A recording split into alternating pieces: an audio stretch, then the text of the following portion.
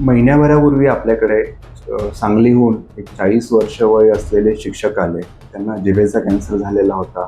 तर ते अतिशय तणावात होते की आता जिभेचा कॅन्सर, मी शिक्षक, कॅन्सर काढल्यानंतर मला बोलता येईल का? मी स्वतः एकटाच कमावणार आहे, तर माझं घर कसं चालेल?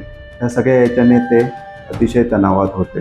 पण SCG मानवता कॅन्सर सेंटर इथे त्यांची कॅन्सर सर्जरी झाली. डॉक्टर नगरकरांनी कॅन्सरची सर्जरी केली आणि मी राजेंद्र धोंडगे मी प्लास्टिक सर्जरी केली.